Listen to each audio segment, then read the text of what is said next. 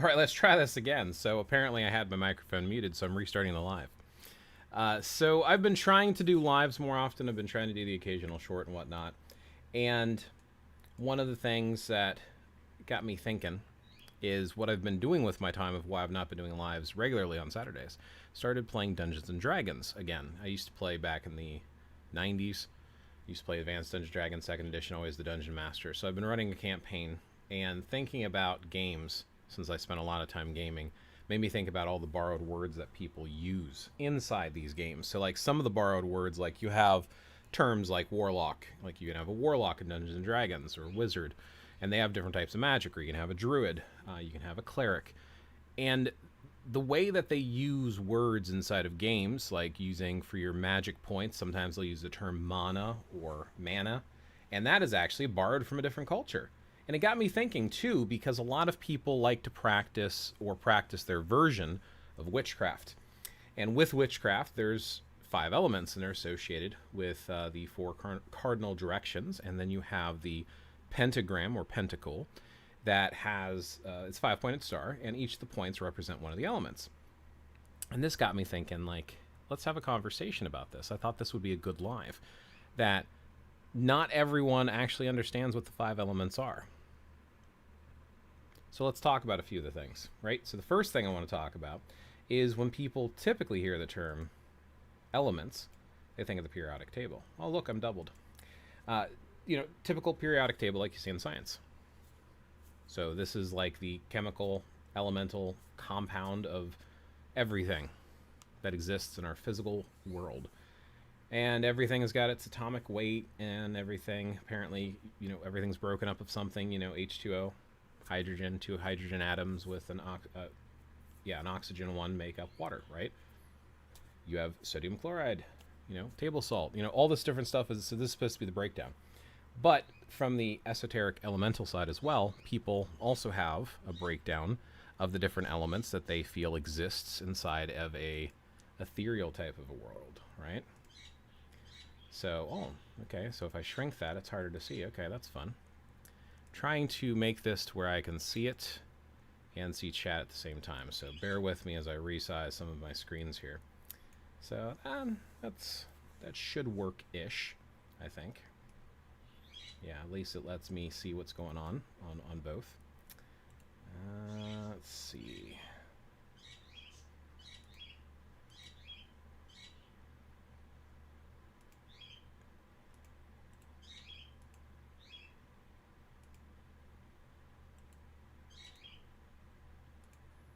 That's fun. There we go. Get this transformation the right way. Okay, so what people typically think about when they think of the 5 elements is they think of the esoterical nature of witchcraft, and they'll say earth, air, fire, water, and spirit. This is the traditional 5 elements that most people think of. Where did that come from?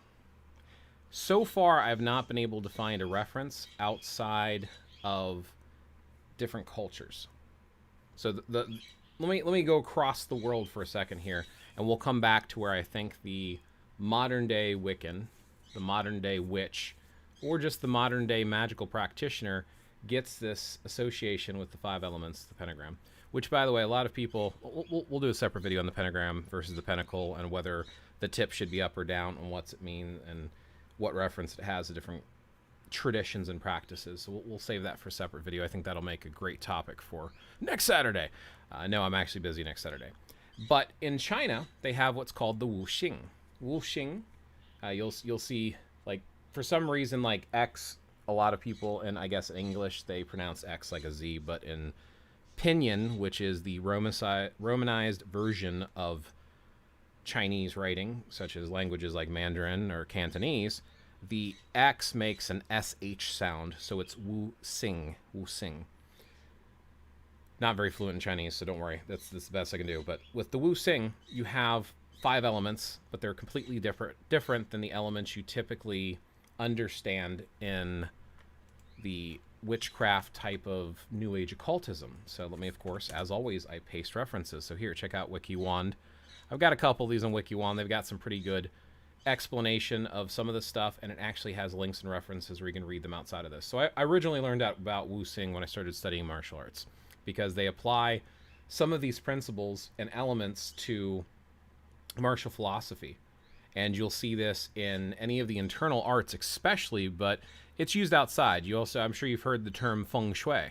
Feng shui has to do with how the energies and vibrations are set up in your home. So you align the energies, these different types of elemental vibrations with inside your own home. I don't know a lot about feng shui. I just have heard the term. But as you can see here on the table, feng shui might actually refer to water, because shui is actually Chinese for water. So I'm wondering how much of that applies to some of these principles and understandings, or the fact that it's removed from it so it's applied in a different manner. It's fascinating. Actually, yeah, it's even mentioned here. I probably should have read over the whole thing. So you can see a reference here to feng shui. I thought feng meant wind. So I thought it meant like wind water, basically, is the translation of it. I thought. Might have to look that up separately. Actually, here, right here, it says literally wind water. So if you actually take this link here. So it is, I was right on that. I'll be damned. Okay. So yeah, feng shui literally means wind water, which is kind of interesting. But anyway, my point being is there's a lot of different ways of applying the principles and the concepts of these elements. Give me 1 second. My bird, for whatever reason, is going nuts, so I will be right back.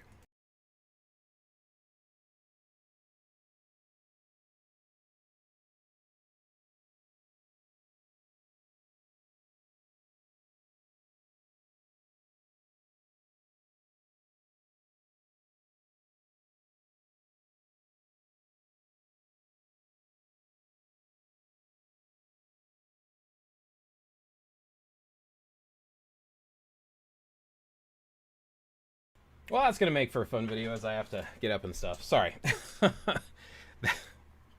As I was saying here, though, with Wu-Xing, when you learn it within the martial arts field, you are thinking about how you apply your attacks.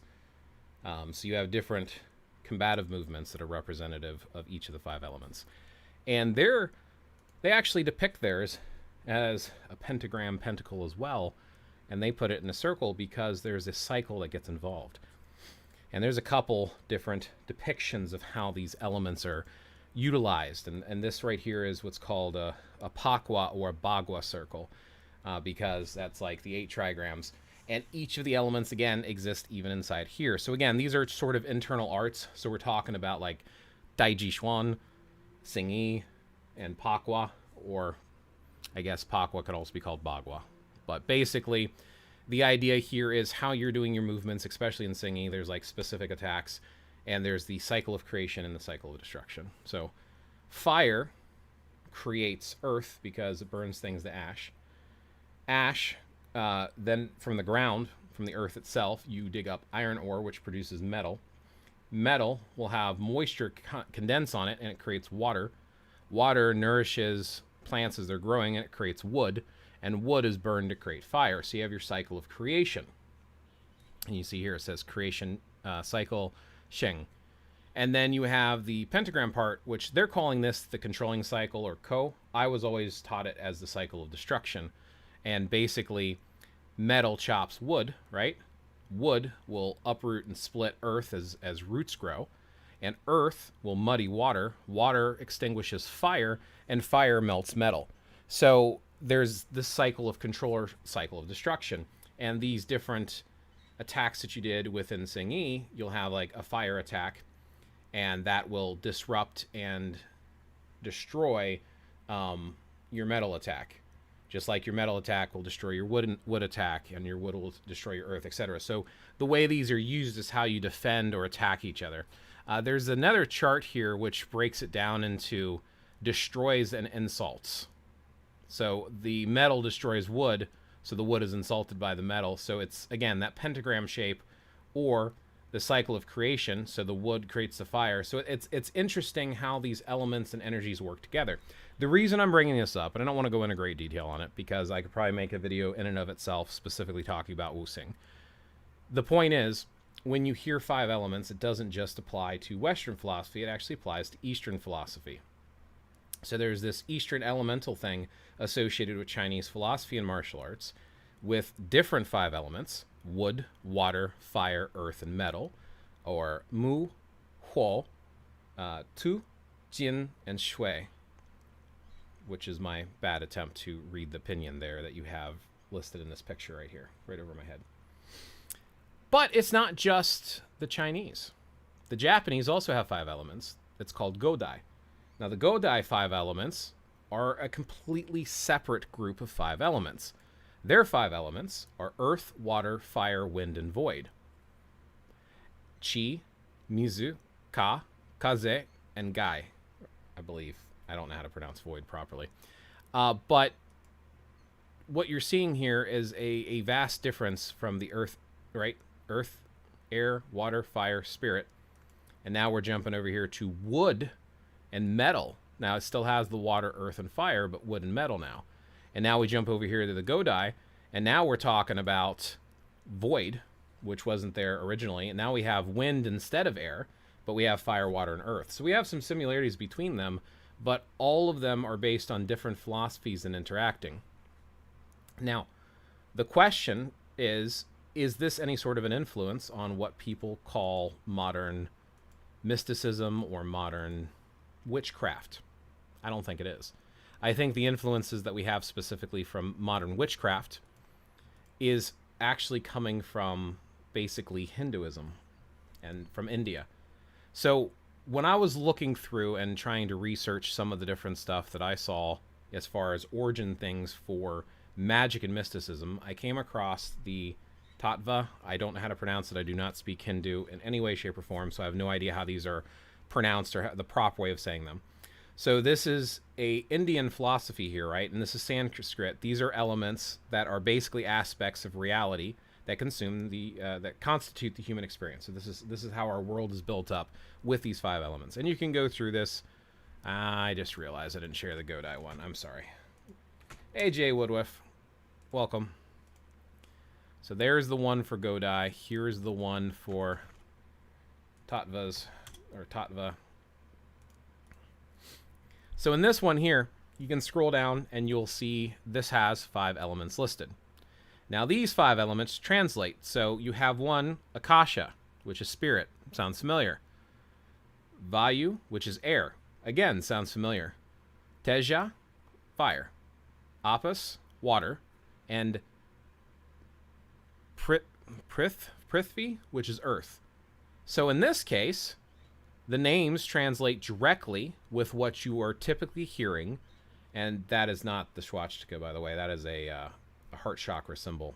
A lot of people associate that with the Nazis, but again, people take symbols from the past and reuse them. This has nothing to do with the swastika, just pointing that out since I scrolled to that. But these elements right here, they have different shapes associated with them, which you can see over here on the right. So each one of them are represented by an actual symbol, and this all breaks it down for you. This philosophy can actually be found in one of these books, which I had shared previously and past. And what this is Franz Bardon, Initiation into Hermetics. And I've mentioned this before, the Hermetic Order of the Golden Dawn. They mention the 5 elements as we see them in modern witchcraft and Wicca and stuff, but they're based upon Indian philosophies and principles. And that's one of the reasons why I thought it was fascinating to share this and have a talk about it, is because I can't find any English, like Europe, UK. I can't find any UK or Irish or French or German references to the 5 elements. The only references I can find is the Chinese Wu Xing, the Japanese Godai, and the Indian Tattvas, or however it's pronounced, Tattvas. And the Tattvas specifically seem like they are literally an incorporation of the way that modern practitioners use these elements. So here's another breakdown of the charts of the different elements. Again, so you've heard, when I was growing up, I used to hear Akasha was the 5th element. That's what I was told growing up. We didn't call it spirit when I was younger, back in the 90s when I started getting into this stuff. We used to call it Akasha. We didn't call it spirit. Now we use earth, air, fire, and water for the other four, but the spirit one was the one that was greatly debated.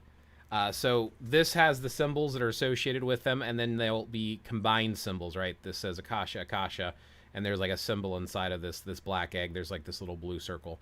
And then it basically, each one of these are a combination of how the elements fit together in this diagram and how they build differently. And then over here, maybe I should try to zoom in on that. Maybe that'll be easier. Here you go. So you have prana. Prana is your like life force. So a lot of people misassociate chi, which QI. A lot of people think it's CHI. That's something different. Chi, QI, they'll associate that in Chinese with life force. There's actually a much more deeper understanding and breakdown of energy when it comes to Chinese martial arts. So you have Qi, Jing, and Shen. So there's actually 3 different energies, and they're all part of the life force. You also have 7 spirits and 7 selves. So there's this huge, vast array of spiritual understanding that comes from the East. Then in Japan, they have what's called Ki, Ki, which, again, people associate Chi, Ki, and prana, thinking they're similar in energy. I think the nature of the cultural differences are different enough to not necessarily cross over. What you have on the left is prana. That's talking about your spirit. And then there's the akash, then there's the ether, and the ether would be that that's the akasha, is that ether portion where it kind of connects with the realm. That's that spirit. That's that connection to the 4 fundamental building blocks based upon this type of philosophy, which we call the tattvas over here. And then again, these are the names, and I think it's Hindi. I don't know what language it is, because in India they have a whole bunch of different regional dialects, so I don't know which ones it's specifically associated with. And then you have air, fire, water, and earth. Now there's symbols here. These symbols, interestingly enough, if you look up alchemy, these are actually the alchemy symbols associated with each of these elements, which again, these elemental symbols I've seen in many of the different books that I had read. So all the different books that I had read growing up had these symbols listed in them. I didn't know where they came from. So these are alchemical symbols. I don't know if they're directly related to India. I've seen them elsewhere. Like I said, if you specifically end up looking for, like, for example, alchemy symbols.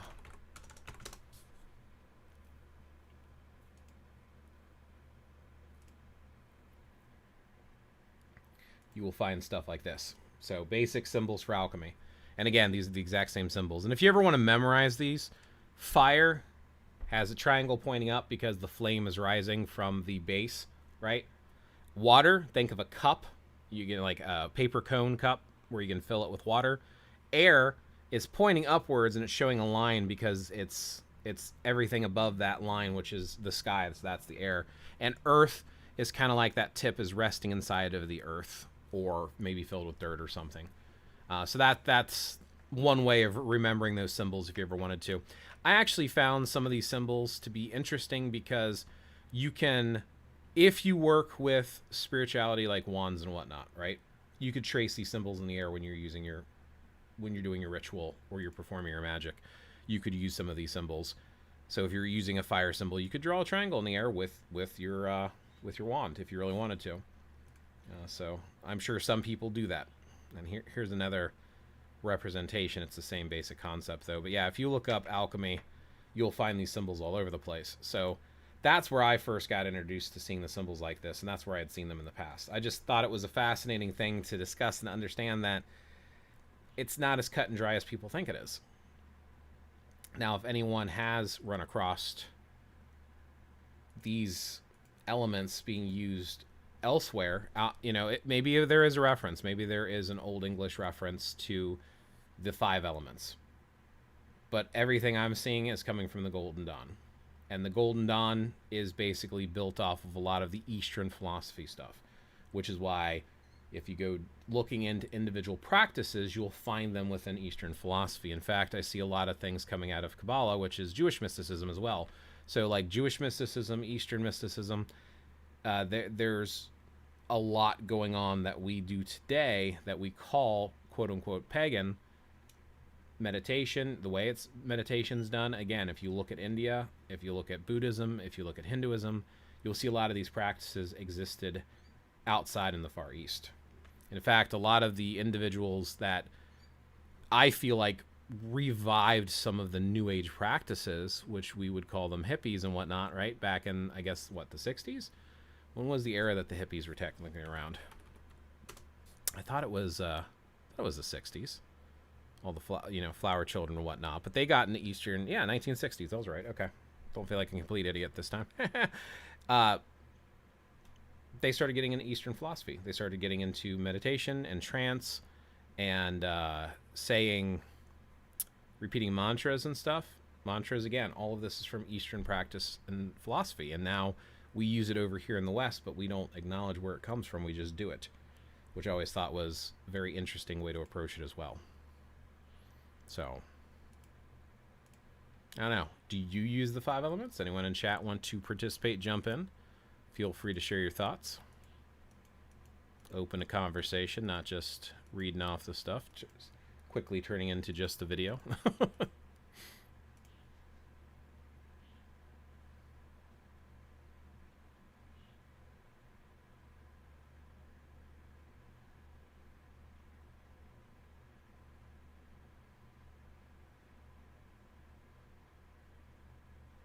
Cool. Yeah, that's basically what I wanted to cover, so we'll just keep it a short. Hey, Sora, welcome. Sora Lisbeth, welcome to the stream, to the live. I was just wrapping up, but feel free to jump in. I don't know how much you caught so far, but I was just talking about the 5 elements, where I think their inspiration comes from, specifically from Eastern mysticism, Buddhism, Hinduism, and I was showing and drawing references to the 5 elements that they use over there versus what individuals typically associate with witchcraft and or Wicca. And then I also talked a little bit about the Chinese ones, the Wuxing, and the Japanese, the Godai. And those are definitely different, but they typically like to take the 5 elements and put them in a star shape, because there's usually an interaction with it.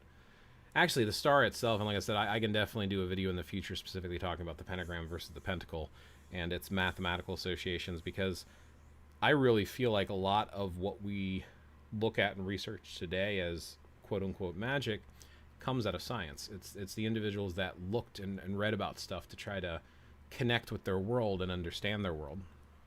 I've read a bit about the Chinese ones. Interesting.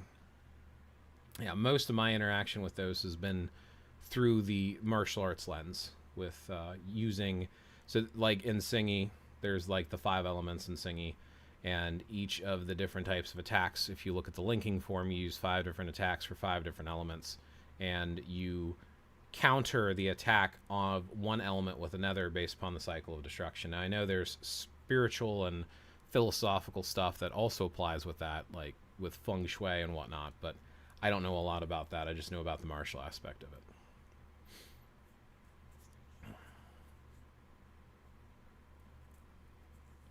Do you use the 5 elements? And if so, which 5 elements do you use and how do you use them? Actually, that might be something worth talking about. I don't know yet, and I want to do a little bit more research into it, but let's see, I read Benabel Wen's book. That's where I read it. Oh, cool. I'm not familiar with that one. Do you have a title? I wouldn't mind checking it out.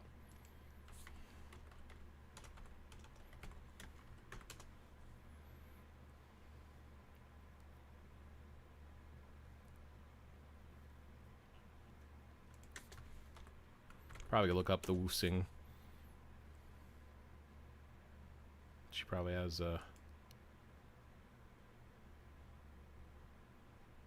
she got a website about it too. Nice.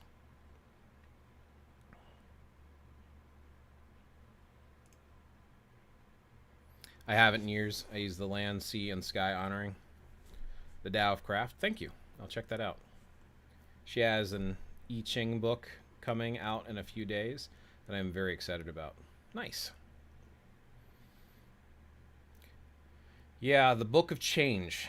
So there's also in martial practice, there's the I Ching, which is like muscle change postures, where you're doing this deep breathing with this muscle flexing in different positions, and you hold those positions to try to strengthen your inner and outer body at the same time, working with the 3 energies, the Jing, Qi, and Shen.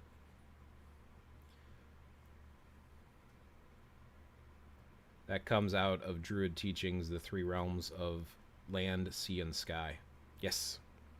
Actually, that's one thing I probably could have brought up too is Obod and how they do different associations. I like their animals associations with the different directions because in witchcraft, as I've seen it, because again, everyone seems to have their own definition of what witchcraft is, they will have guardians for each of the cardinal directions, and it's associated with earth, air, fire, and water.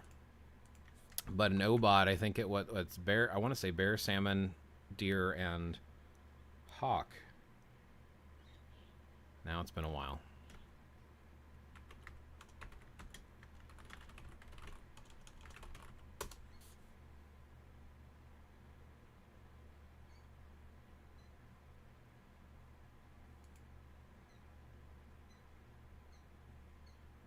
Ah, I was right. I was right. The great bear in the north, the hawk in the east, the stag in the south, and the salmon in the west. Yeah. I like the animal representation and association with that. And I know that's specific to Obod, but I really like it. Obod sounds interesting. Yeah, I've enjoyed a lot of what I've read with it.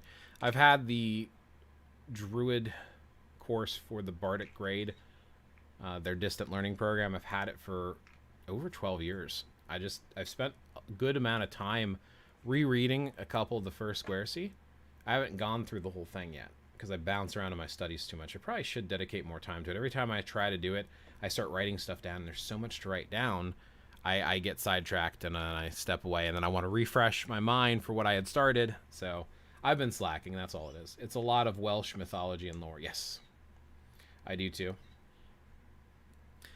Yeah, there's the elemental tools associated, right? So in witchcraft, you'll typically have your 4 directions. So let me see if I remember. I think north is usually earth, and that's associated. Typically, I'll see a pentacle disc or stones associated with the north.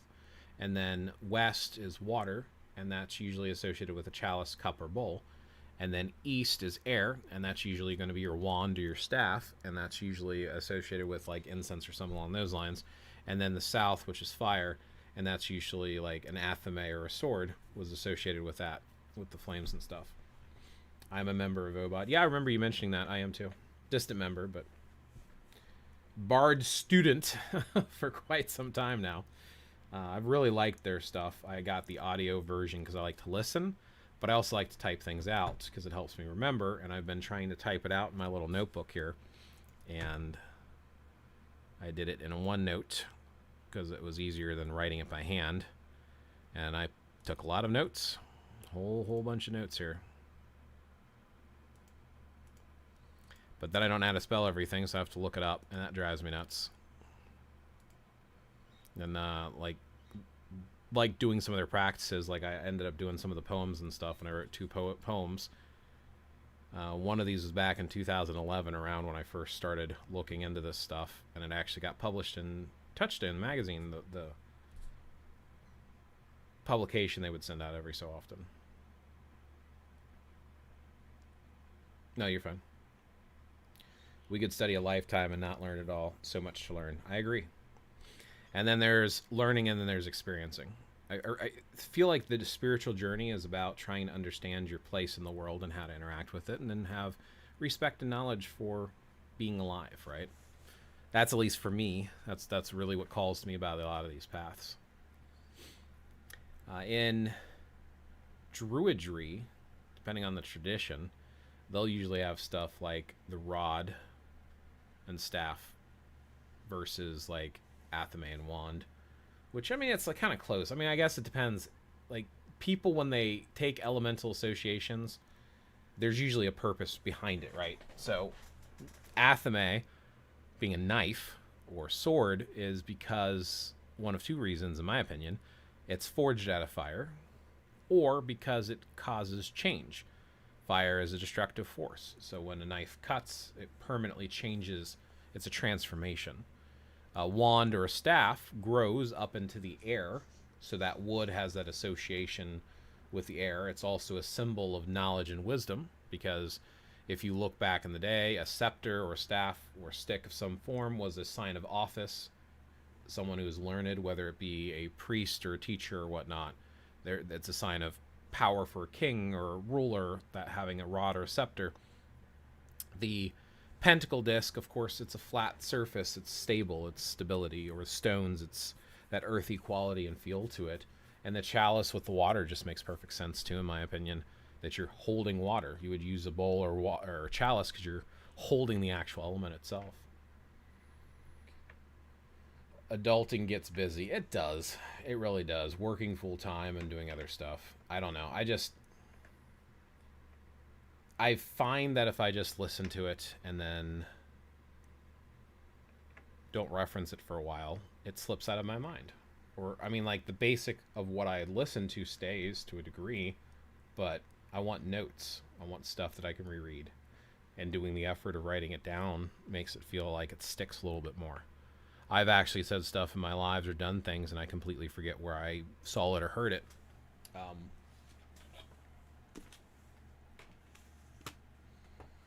So if you haven't seen this book yet, Jay, I recommend it. So this is the Book of Druidry. Ross Nichols, we are talking about the founder of OBOD. And there are pictures of Philip Cargam in here when he's younger, which is pretty slick.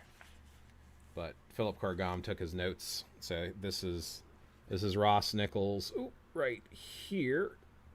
That's Ross. And then that here is Philip Cargam. So I know it's hard to see. I'm not very good at getting this in the camera. But he put the forward together and he put some notes and stuff, and I was rereading this, so I don't always do this anymore. I'll take highlighted notes when I was doing it this way before I started putting it in digitally. And some of these highlighted notes I quote and repeat multiple times and never really thought about it. I'm like, oh, that's where I got that from. That's why I've been big on taking notes lately. I haven't started taking digital notes until recently. Like, I used to do, like, people call it the Book of Shadows. It's like a magical journal. And I've still got some, the ones that I wrote years ago. I've got the spiral-bound notebook that I had from back in the 90s, because I was writing stuff down while I was in school. And then I upgraded to a leather-bound book, and I've got a lot of notes in there. But, I don't know, writing them all up by hand, there's something neat about it, but I've gotten used to typing, and I'd rather type. But for whatever reason, I always put entertainment and gaming or watching stuff ahead of studying. So then I'm trying to learn languages, and I'm trying to learn these different philosophies, and I'm studying martial arts, and I'm doing all of this other stuff for adulting, and I get distracted. But yeah, that's why I'm hoping to share more and more about the things that I run across, because even if I haven't run across in a while, you get to the point where you're like, okay, well, where does this stuff come from, though? How do you know it's working? How do you know it's real? And then as I get older, my eyes get worse. So I picked this up. It's a giant magnifying glass. Oh! And it has a built-in light, so you can shine a light with it. So you put this over your book when you're reading, and then if you are having trouble seeing, now you can read it a lot easier. So I've been using this to try to help read, but then they start coming out with more digital stuff, right? So I picked up Kindle, and I have both a Kindle Paperwhite, which I can zoom in on, and then I have a 710. So, like, we talked about this. I'm reading the Magus. I haven't gotten very, very far in that either. And then I also have this.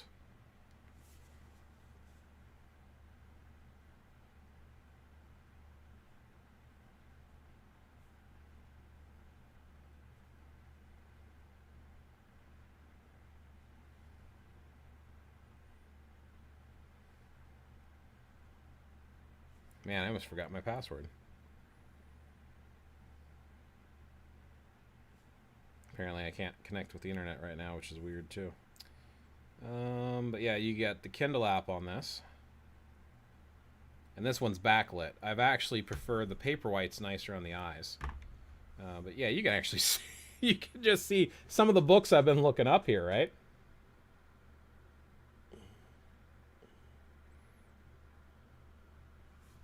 So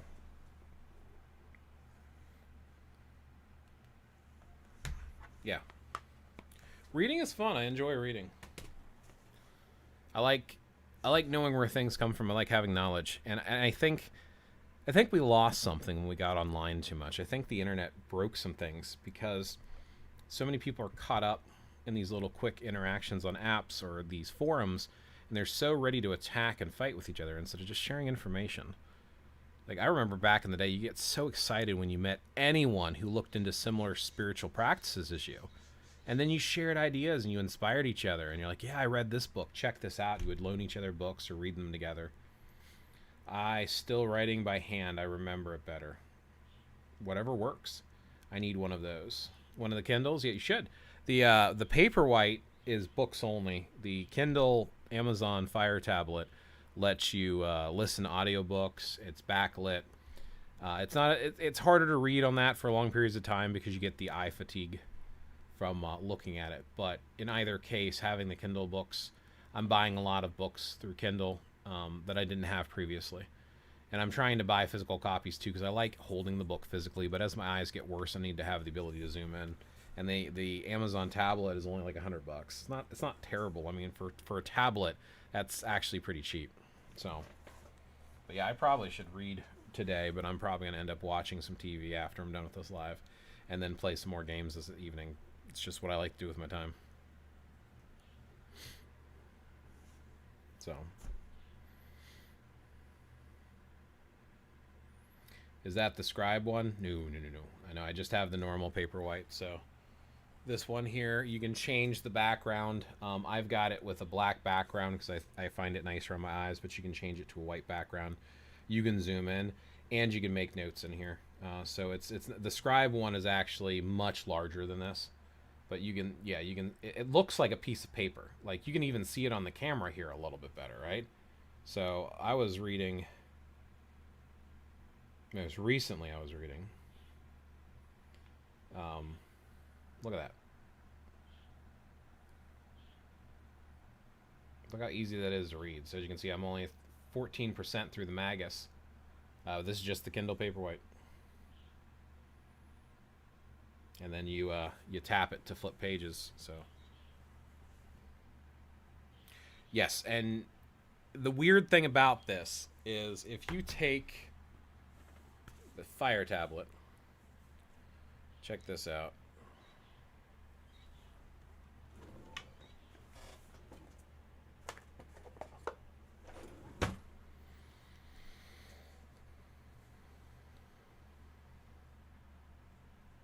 All right, so it's already kind of blurry. You shine a light onto it, and it doesn't really help you see any better. If anything, it kind of makes it worse, and it glares.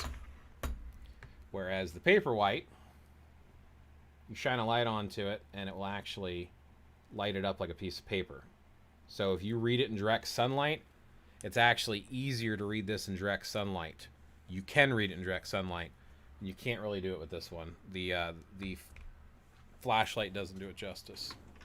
You get actual sun behind it, or you get enough of the light from the flashlight without overwhelming. It gets a little bit better. There is some nice things about the tablet that's backlit, but there's also, I don't know. That's why I've got both. And I've got them on the same spot. Like this one will readjust if you turn it sideways, and a little bit quicker to zoom, a little bit more options. So I don't know. They're both good for different reasons. Not really. It's not what I expected it to be. It's very much... So, the author took different writers and authors that wrote about magic, put them together, and he filled it with a whole bunch of Christianity. A lot of Christianity. Like, it talks about why using magic is a gift from God, and it talks about praying to God and doing certain prayers to make it more effective, and that you're just working with what's naturally there. So, like, there's some aspects of it I like, but there's other aspects of it that I don't. And I don't know. I just... Too much preaching for me. So I'm not that deep into it. But I think I want to try to finish it. But then I have all this other stuff I want to read instead. It's just... I'm trying to find origins on these items, you know? Like I'm saying, like, the whole point of today's topic was I had run across before different cultural things that studied the 5 elements, and then I'm like, okay, but instead of just repeating that this is the 5 elements, it's earth, air, fire, water, and spirit, and if you want to work with them, this is exactly how you work with it. Well, you have to call the corners, you have to cast a circle, you have to use these elemental ritual tools when you're using them, and this is how you use them in spellcraft. So if you're going to cast a spell and you want to use the element of fire, you need to write down what you want to have manifested on a piece of paper, burn it in a candle, and then scatter the ashes to the wind, as an example. And it's like, I want to know, well, why? Why does that work, and where does that come from? What are we even doing the circle for? What is the circle representative of? Does it come from some other tradition or something? I still use the Psalms sometimes, but I feel conflicted about it. You might like the Magus then, because if anything, that author ties it together. And based upon his philosophy and principle, that would fall hand in hand. And at the end of the day, if it feels right to you, I mean, how do any of us really know, right? How do any of us truly know what is out there, how to interact with it? Either trial or error, following our intuition and our heart. And if there is any beings out there, be them a single god or multiple gods, or a spirit or an energy force, who's to say how it interacts with us? Humans all the time try to control each other, or think they come up with a solution in a way of interacting, and they try to dictate it to others through religion and spirituality. Like, this is how you do it. This is how you connect what is there, and this is the only way to connect. And it's like, is it? Is that really the only way? So if the Psalms feel right to you, if you feel something from them, I would encourage you to continue personally. I don't see a problem with it. But of course, that's just my personal outlook and view on it. I know not everyone's going to agree with that, and that's fine. I think that's the biggest problem I have with talking about a lot of the spiritual stuff, is it's all going off of feelings, right? Even if you're reading a book someone else wrote, you're trusting that they wrote it down right. You're trusting that they knew what they were talking about. This is people you have never met and never will meet. And they wrote it down. So what did they have that was so special back then? They work, in my experience. There you go. So if you feel conflicted, I would do a self-exploration. What makes you feel conflicted about using the Psalms? Is it a confliction because you don't think they go together? Or is it a confliction because it doesn't feel right? If it's based upon how you were raised and how you were taught that it's supposed to be separate, take some pause and make sure it's not something that feels off to you. If it feels off to you, maybe try something else. But personally, I feel like if it works and feels right, who cares?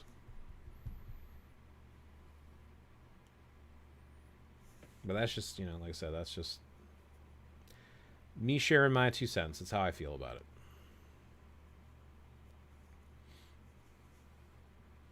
A lot of people get pretty caught up in trying to separate out one practice from another. And I think that's important if you're teaching others or if you're sharing to others. Like, I'm trying to share what I'm reading and researching so that other people can read it themselves. I want you to be able to say, okay, I can go look this up. I can get my own opinion of how it's used or how it's meant to be. But at the end of the day, how you choose to use it, that's all that matters. Use it for yourself. They wrote their own individual interpretation of whatever it is they are writing about. That's the Bible in essence. Basically a bunch of guys who wrote the books, their interpretation of this world. Yes, I agree with that. And I know a lot of people wouldn't. See, the problem I have, and I've talked to other people about this before, that's what I was talking about in my last live, is you basically, as I understand it, there was scrolls that people wrote teachings and religious philosophy down on during that era. And there is supposedly something called the Council of Nicaea. Council of Nicaea. And supposedly a whole bunch of guys got together and they voted on what they wanted to put in the Bible. So there's stuff that's supposed to be related, and they're from different religions, as far as I know.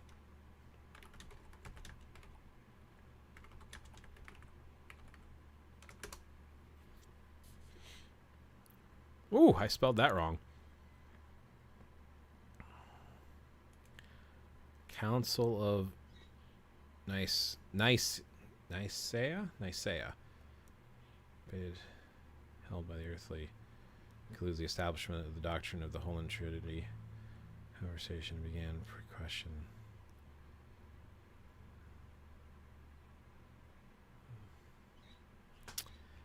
I think this is what I was referring to, if I remember correctly. There's a link for you. But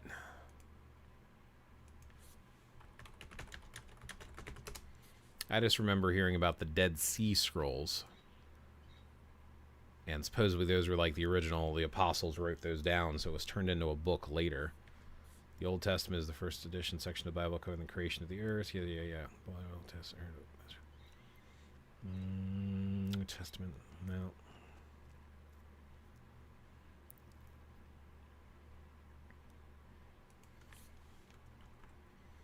That's not what I'm looking for.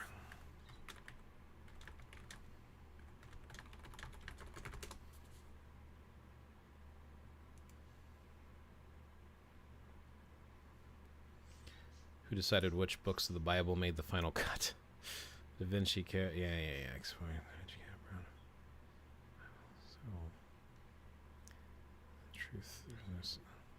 In truth, there was no single church authority or council that convened to rubber stamp the Bible canon. Interesting. Thought there was. Not at Nicaea or anywhere near in antiquity, explains Jason Combs, an assistant professor at Brigham Young University specializing in ancient Christianity. Dan Brown did us all a disservice, Combs says. We don't have evidence that any group of Christians got together and said, let's hash this out once and for all. The Council of Nicaea was convened to resolve a religious matter unrelated to the books of the Bible. Ha! This is why you research. So something I've believed for a very long time, according to this, now I need to do some more research. I don't just go off of one website. I'll do a little bit of digging and see what different people have to say about it. So I regularly mention the Council of Nicaea, or I keep saying Narcea, I don't know why, but I mentioned the Council of Nicaea because that's what I had heard. Apparently that was from the Da Vinci Code, the book, and apparently that first council, and if you see the first link I sent you, they were discussing the Holy Trinity, and that was the first Council of Nicaea. That one apparently is what they did. So there was a disservice by this guy, Brown, who wrote this Da Vinci Code thing. I'm going to talk about the fictional movie. I'm talking about, like, there's a book about the Da Vinci Code, where they made this argument that people voted and chose what was going to be in there, and apparently there's not enough evidence to support that. So we're not sure how the first cut of the Bible got together, but this site might have some more information, so now I want to check that out. But in either case, you're talking about people who had a cultural perspective and view, and they're interpreting. So even when people make the claim that they had divine inspiration for writing something down, they're interpreting it based upon their own experiences, understanding, and culture. If I gave you a message, if I talked to you for an hour, and I told you to write it all down, you and what you wrote down today, just hearing it for an hour and then interpreting it, not being able to rewatch my video, you hear it once, you got to go by memory. You writing it down today versus 30 years from now, I believe you would have a different version of what you wrote down based upon your interpretation and understanding. But it gets worse because when we talk about divine inspiration, it's not in words. It's off of feelings. The Bible is also used in hoodoo successfully. Right. Now that is downright fascinating. That is what they had access to during that time. My belief is that anything magic related cannot be combined with anything in the Christian Bible.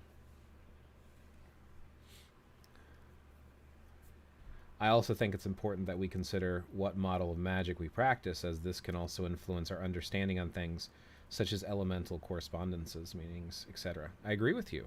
Apprentice Wizard and Witch Cerebus Bindweed, welcome. Welcome, GM. Welcome to the live. Dave, if you are up to it, I don't know if you want to read the whole thing, but I know I don't know if you were here for the last one. So there's this book that I've been reading briefly, And it's interesting because some of the philosophy in here, outside of the Christian stuff, feels very close to some of the things that I've contemplated and that I've seen written elsewhere. But if you check out the Magus by Francis Barrett, it was written in 1801. He gets very much into Christianity, and he talks about, for him, and this is just his personal belief, he feels like magic is a gift from God. So he feels like they go hand in hand because we're working with God's creation. I argue, and this pisses Christians off, and this is not meant to piss off any of the Christians that are watching this now or later. I personally believe, and this is just my own personal thoughts, being very clear on this. This is how I feel about it. I'm not telling you this is how it is. All right, with my disclaimer aside, I really think we're all believing in the same thing. I really do. I do not believe that whatever, I call it divinity. I call it the divine. I don't believe as humans we can truly comprehend what the divine is at all. So when we have names for spirit or energy, divinity, God, goddess, gods, that we are tapping into aspects of this divine nature. And our understanding of it is based upon our upbringing and our own personal experience. And that's why I feel like all the different cultures are tapping into different things. You can see pieces of this if you look at beings. Let's take a sky god associated with thunder and lightning. You have a sky god deity associated with thunder and lightning across multiple different pantheons. You have Thor, you have Perun, you have Zeus, you have those are the top three off the top of my head. But as an example, right? Oh, well, Raiden's technically, I was going to say Raiden. Raiden is a Japanese demon that pounds on drums. But anyway, my point is that you have very similar aspects across different cultures with different names. And then the other thing that's interesting is if you take any of the creation stories, there's not a creation story in every single one of the traditions. So one of the things that I spend a lot of time with is North Scandinavian traditions, because my mother was born in Iceland. So to me, it's like tapping into what my family might have done or believed at one time. They don't have a creation story per se. Like, sure, you have Muspelheim and Niflheim, and they came together, and between them was the great nothingness called Ginnungagap. And as the fire and ice came together, it melted some of the ice, and this giant cow came out and licked out the first of the Jotun, Ymir. And then from his armpits apparently came out the other Jotun. And then eventually you have Odin, right? So Odin's called the Allfather, but he's not the first because he's the son of Besla and Bor. So it's like there's this, right? There's all this other stuff going on. If you look at some of the Celtic tribes, because Celtic is a language group more than a single people. It was a whole bunch of different groups. Gaelga, or Irish, right? So the Irish tradition, they don't have a creation story. You can find some online about a horse that was made by college students, and I can show you references to those articles if you want to check them out. So is it possible that there's some divinity that did create some sort of beings and we are following them? I actually have a video up if you want to check out my YouTube channel. Are modern day Scandinavians who say they worship God worshiping Odin? There's a really cool TikTok too where this person put a whole bunch of different stuff together and was talking about how he thought that the Christian God is actually Loki and the Christian Satan is actually Balder and Odin is actually Jesus. And he ties it all together wildly because he talks about the apples of Idun basically being the apples that, or the apples of wisdom. Loki, of course, said not to eat these because it gives you immortality. So he tricks everyone. So the Christian God is actually tricking and deceiving everyone to control them. And as punishment to Balder, who got slain, he's actually alive, but everyone's tricking him since he was everyone's favorite and the most beautiful of the gods, that everyone, now has to see him as the enemy. And Odin is Jesus because he's basically teasing and mocking him and has been dethroned. So it's very interesting And he goes to this long thing of taking all the different stories and relating them to how they could relate to Christianity. So again, I feel like it's all about that perspective aspect. If Christians believe that God is all powerful and all omniscient and all present, then who's to say how God appears to each individual? But then there's also the other aspect of it too, is like we are trusting other people to tell us and write this stuff down, their interpretation. And how do we know we wrote it down right? How do we know they didn't have reasons to control, manipulate, or lie to you? In fact, if you look at the Christian God actually has a name, Yahweh. And if you look up Yahweh, apparently you can also look up a goddess, Asherah, which apparently is one of the main goddesses from that region of the world where Yahweh was popular. So I really think the Christian God is Yahweh. And I think it's just a different aspect of interacting and connecting. But I don't know. It definitely gets into areas of, do you want to hear where other people are coming from? But I do know others like yourself, Dave, that there's a clear separation. So some people call themselves a Christian witch, and individuals like yourself, I'm assuming, would be included in this group, think that that's impossible and you can't do that. Whereas other individuals I've spoken with have justification for that because they feel like, again, witchcraft is working with God's power. In fact, that's what Francis Barrett is talking about in his book, The Magus. Hey, Blaze, question. Can someone be an atheist and still believe in an afterlife? Yes. I think that, and welcome to Dusty Dud. It's good to see you. Sorry it took me a while to get to your comment. So, when it comes to personal belief, you can believe whatever you want. Being an atheist depends on how far you take it. Does it mean you believe in nothing or you don't know? And I know some people say that's agnostic. But it's possible to not believe in a higher power and to just say that we exist from some unknown. You can be an atheist in that regard too. But biologically speaking, right? When we die, what is the consciousness? Not believing in a higher being that created us doesn't mean we don't have a consciousness. So what happens? How did it manifest, and what does it manifest into? So there could still be an afterlife even if you have an atheist mindset. So I think it's going to be up to the individual. Do atheists typically believe in an afterlife? I don't know. I don't know a lot of atheists. Most people have some belief in something, even if it's the possibility. Dusty. Atheism is the belief of no divine being. The belief of an afterlife is something different. It's not necessarily interconnected. Jay Woodruff, Woodwolf, tongue to Jay. I agree with Jay. Okay, thanks. Yeah, no problem. Oh, yeah, you're thanking him. Sorry. Haha. You could believe we are energetic beings and continue on after death. No God needed for that. A lot of us are agreeing. Let's see. You could believe that all energy of the inner being returns to a collective of energy, but believe that there is no God of any kind. Sore, LOL. We pretty much said the same thing. I like those concepts. Blaze, you and I have similar beliefs on divine source. Plus, my belief is that everything that exists is part of that divine source. I agree. I think that what makes us alive is that spark of divinity. I feel like, and this is based upon research from different philosophy. This is not my own making it up. This is stuff I've been introduced to that felt right. It resonated.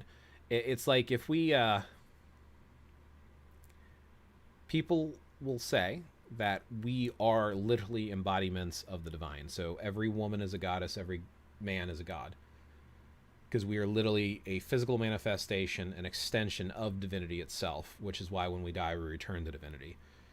We're all interconnected. There's no separation. Like, even if you look at a subatomic level, there are spaces and gaps in your actual physical form in the table. Now they're so close together you can't pass through it, so there's a stop for the touch, but there is separation gaps at a molecular level.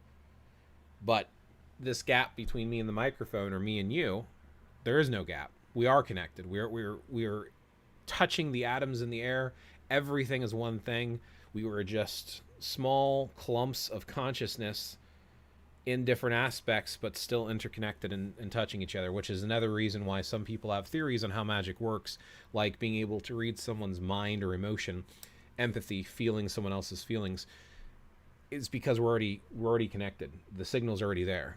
So even though they fire off and spark from a specific spot, they're still interconnected, and it's almost like we're having the same thought. So we're just tapping into what's called the higher self. But yeah, that could be in a video in and of itself. But yeah, no, I agree. My atheist friends believe in the afterlife based on physics. Energy does not die. It simply transforms and has to go somewhere. So when we die, our energy has to go somewhere. Right, exactly, exactly. I want to believe in gods, but I'm always skeptical because of learning comparative religious kind of makes me that way. Comparative religions kind of makes me that way. Makes perfect sense. Honestly, I kind of go back and forth. Now, for me, Brigid has always been... So when I first left Christianity, I was raised Roman Catholic. When I first left Christianity, Brigid was the first goddess I found when I was introduced. So the first spirituality I was introduced to was Wicca. And I was given a book, which I still have, the exact book, The Grimoire Shadows by Ed Fitch. And that's a book on witchcraft. And the deity association that I first found was Brigid, and then, as I call him, Cernunnos. Brigid has always resonated with me, has always felt right. And I've never, ever stopped with that image or association with that specific aspect of the female deity. In fact, I got her picture and a statue, very beautiful statue over here. You can find my shorts. If you go through my shorts, you'll find the statue I have. Wonderful statue. But as I've explored more and I've started researching and digging into where some of these religions and philosophies come from, I start questioning, is any of this right or real? How do we know? Like, who's to know? And looking even at Brigid, we look at classically, is she the same person? There was different red-headed goddesses associated with healing, the forge, water, and all of that in these regions around Ireland. So how do we know that we're doing we're seeing her for what she really is, or an aspect of what multiple goddesses may have been that were collected together? Chris Hughes on YouTube, she makes wonderful videos, and she has a great breakdown on Brigid, and she shares these things. So here, let me open my notes because I'm all on notes now. So Brigid, right? So she was a highly popularized goddess that's associated with healing, smithcraft, martial arts, all this sort of stuff.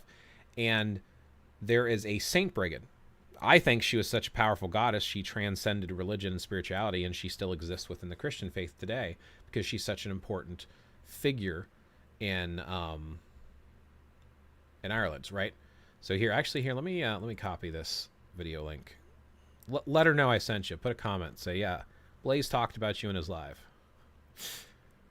Give me some street cred, right? Here you go.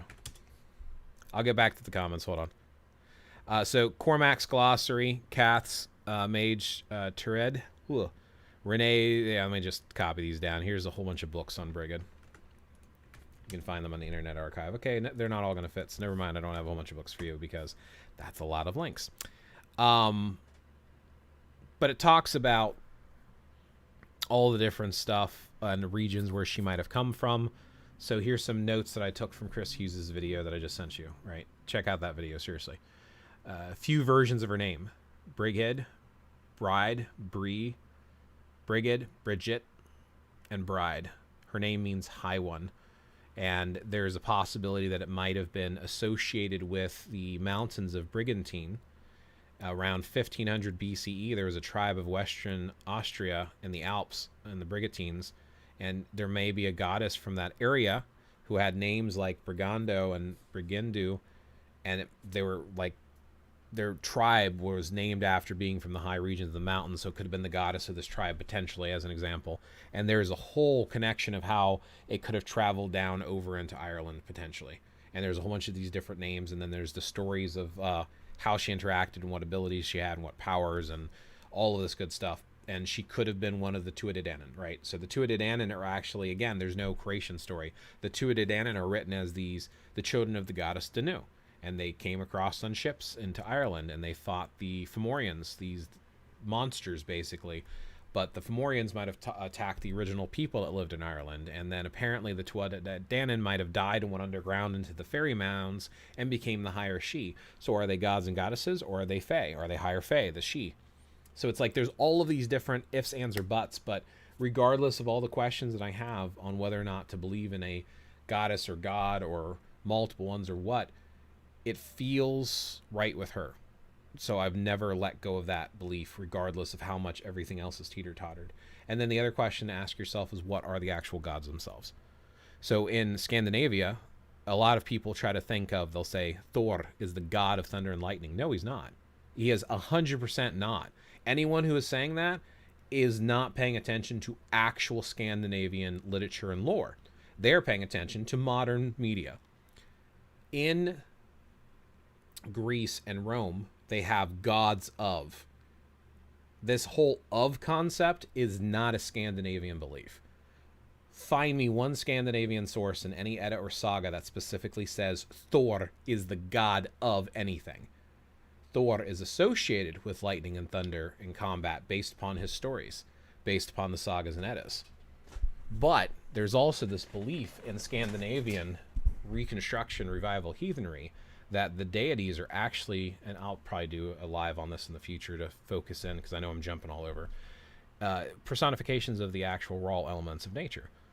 The Aesir are like basically like the high ones, like law and order and these loftier ideas. The Vanir are the gods of the people and the plants and the animals and crops and daily life. And the Jotun are forces of destruction and chaos. Thor is very close to the actual word in Scandinavia for lightning and thunder. He is lightning and thunder. Odin is the mad one. He's like literally madness personified. Loki is literally the trickster. He is literally deceit and trickery. So like from that aspect, are you actually worshiping or tapping into a specific being or a concept of existence and creation? So if you believe in a deity or a god or a goddess, are you believing in a being, or are you believing in this piece of life and existence? So how you believe about the gods can be personal to the Dusty Dud, and how you interact and tap into them. So it's like believing in the creative force of poetry and then giving a name to what poetry is, that inspiration, that muse. In Druidry we call it Awin or Emos, the divine inspiration to write and to create. So anyway, but yeah, no, believing in deities and whatnot, I mean, everyone's got to find out for themselves. Don't feel like you have to believe in gods. If you feel like you're skeptical and it doesn't make sense, then don't. You don't have to meet anyone else's belief system. You need to find your own, in my opinion. The thing's a lot of power. I'm sorry, and I'm finally back to comments. I get on my tangents. The things is a lot of power has been put into the Bible because of so many people believing in it. We can use that power to make changes in our life. At least that is how it has worked for me. I grew up Christian, and I still have a strong connection to the divine through that lens. There is a psalmic initiatory path to adapthood, which is interesting. I mean gods, not gods. My bad. What do you mean? Oh yeah. Plural gods. I figured that was a typo. Someone might find that book interesting. Sorry, I know I went down a little tangent. Hopefully that was entertaining and informative. But that's what I do. I do these lives, and then I get questions, and if not, I just talk the whole time. And when you inspire me, I go on my little tangent and share about some of the things that I've run across. So what else we have in mind? Any more final thoughts or comments? Doesn't necessarily have to be specifically on just the 5 elements, but I'm trying to leave these chats as open conversations. There's more thoughts and comments, I will continue. If not, we hit an hour and 10 minutes, so I'll probably wrap up soon. I always like to hear your insights. Thank you, I appreciate that. I like doing lives a little bit more than videos that are pretty planned, because I like the conversation more than I like just the pre-planned videos. When I'm sharing this information, it's hearsay, right? So what do I have? I have 30 plus years of researching this stuff on my own. Is it 30 years? Maybe it's more like 28. I don't know. I was about 13 or so when I started looking, and I'm going to be 42 soon. So, yeah, it's not a full 30. Okay, 28 years. I have 28 years of looking into this stuff. And I started with these books, and I've added to my library collection. Llewellyn books and different spiritual philosophy books, speaking with other people at gatherings and whatnot, and researching online. Every single one of these things that I've been introduced to is hearsay. Yes, I have studied the writings of some college professors. Yes, some of my sources and books actually have credible authors behind them. Not all of them do. So if I make a video, I do want to write a book one day. If I make a video, I'm basically repeating hearsay. And that frustrates me. And I get mixed feelings about it. And I try to do the disclaimers like, oh, in my opinion, and here's the source I had it from, to try to let people know. But I don't know. I felt less inclined to make videos lately just due to the fact that I feel like the more I learn, the more I'm realizing I just don't know.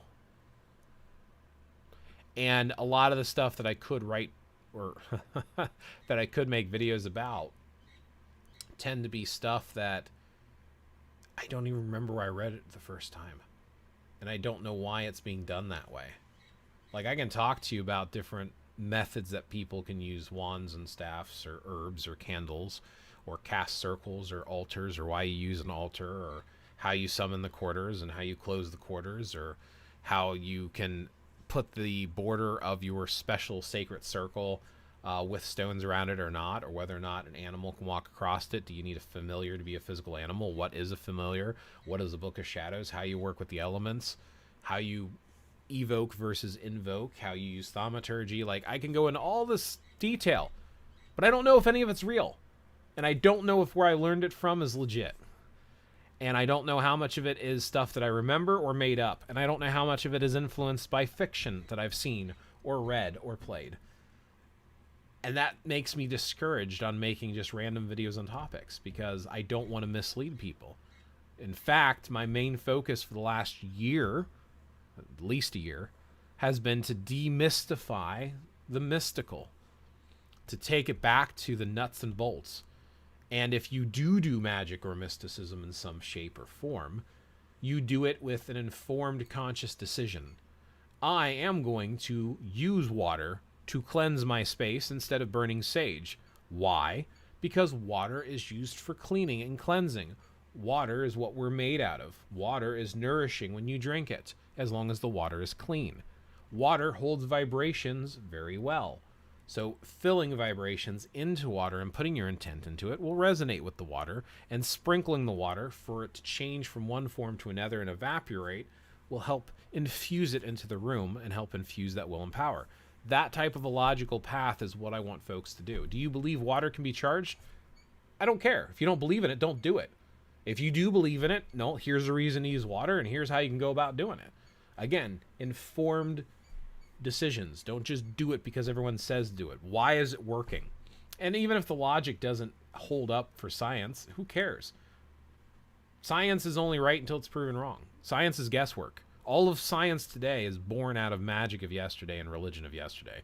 Your wise and spiritual leaders and individuals went down their path of trying to discover how to work with their universe, and now you have science. But the pieces they didn't like stayed with magic. People act like, oh, magic is bullshit because it's all this mind bullshit that doesn't do anything. Okay, which point? You take these wise individuals that we would have called wizard or witch, or actually wizard's not that old of a term, but any of the magical terms you would give for someone, sorcerer, wizard, witch, whatever, doesn't matter. Those wise individuals of their clans and times, those were the individuals that could do what people do today that we call scientists and doctors. Back then, they were called something else, and they didn't separate out what could be proven through science, because science didn't exist at the time yet. But they were the ones exploring and wandering and researching and giving advice and looking at the bigger picture. They were the thinkers. So, the wise ones. So when people try to dismiss it, it frustrates the crap out of me because literally I feel like everything we're doing is magic. You are literally listening to me. You can hear my voice from anywhere in the world that has internet access and seeing an image of my face everywhere in the world through this internet. You can't tell me that's not magic. And if you want to call it not magic and think I'm full of shit, fine. But to me, it's very much magic. Flicking on a light switch, controlling energy and current to bring forth light by understanding, actually, you don't even need to necessarily understand how it works, but if you do it, it adds more to it by connecting that circuit and letting that energy flow through because you understand how it works. You turn on the light by hitting the switch. That is magic, in my opinion. But anyway. Cool. Comments are getting fewer and far between, so I'm going to wrap up the video, and thank you all again for hanging out with me. Hopefully you enjoyed this live. As always, feel free to leave comments afterwards in the live yeah. But cool. Have a good one.